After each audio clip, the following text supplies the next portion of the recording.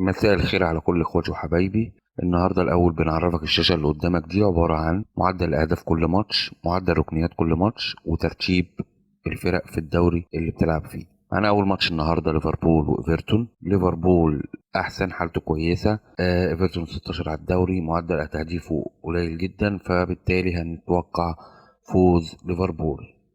بنروح على الماتش اللي بعديه. النهارده معانا بورنموث وولفرهامبتون. طبعا معدلات تهديف للفرقتين قليله جدا. ماتش زي ده بيستناه ولفرهامبتون عشان يحاول يعوض فيه النقط اللي هو خسرها، فبنتوقع فوز او تعادل ولفرهامبتون. الماتش اللي بعد كده ماتش برينتفورد وبيرنلي، طبعا على ارض برينتفورد.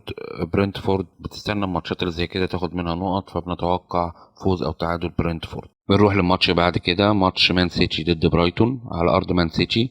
طبعا بنتوقع فوز مان سيتي ومجموع أكبر من 1.5 هدف.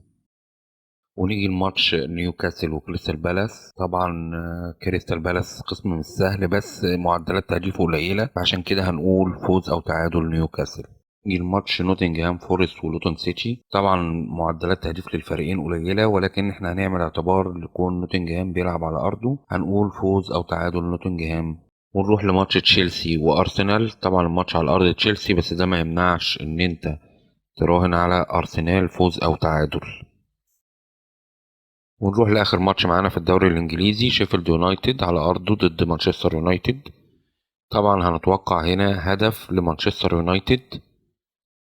ونبدأ مباريات الدوري الألماني بيونيون برلين ضد شتوتجارت. طبعا شتوتجارت تاني أعلى معدل أهداف وتسديد على المرمى، فاحنا هنا هنتوقع الأهداف، هنتوقع أكبر من 1.5 هدف. ونروح لماتش دارمشتات ولايزنج. دارمشتات أكتر فريق دخل فيه جوان في الدوري الألماني، 19 هدف. هنتوقع هنلعب على مجموع الأهداف، هنتوقع أكتر من 1.5 هدف.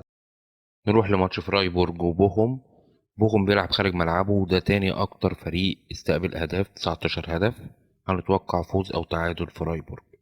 ونروح لماتش هوفنهايم وفرانكفورت. فرانكفورت أقوى دفاع في الدوري الألماني ب5 أهداف. هوفنهايم بيلعب على أرضه وقوي هجوميا، هنتوقع فوز أو تعادل هوفنهايم.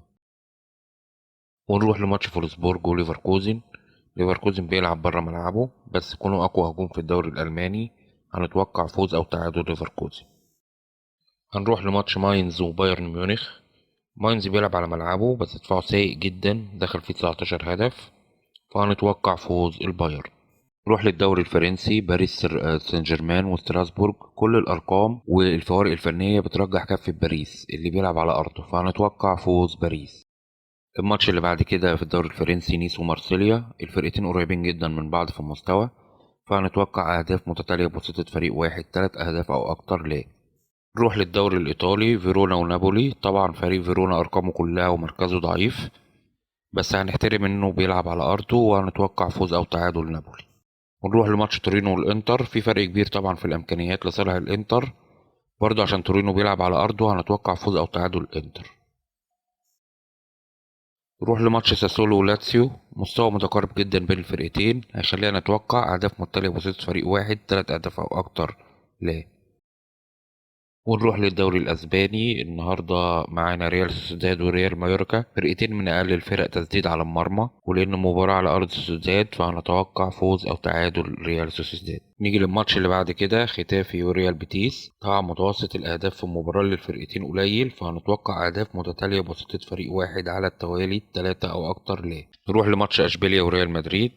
طبعا اشبيليا مش في حالته محليا على الاقل، وريال اول الدوري، فهنتوقع فوز ريال مدريد. نروح لماتش سيلتا فيجو واتلتيكو مدريد. سيلتا فيجو بيلعب على ارضه، بس ما خرجش بشباك نظيفه في اي ماتش من اللي هو لعبهم في الدوري، فهنتوقع فوز او تعادل اتلتيكو مدريد. ونروح للدوري المصري، ماتش بلدية المحلة والاتحاد السكندري. ماتش يصعب توقع الفوز والتعادل فيه، ولكن هنتوقع 1.5 هدف، مجموع أكتر من 1.5 هدف. ونروح بعد كده الماتش إنبي وماتش البنك الأهلي.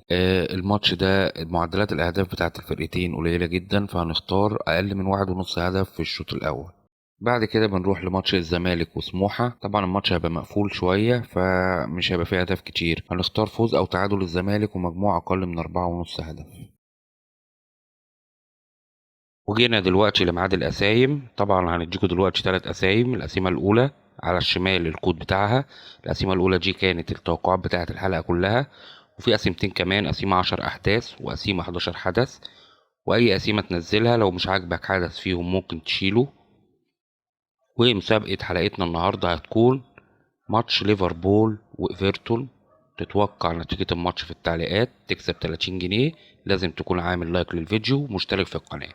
سلام.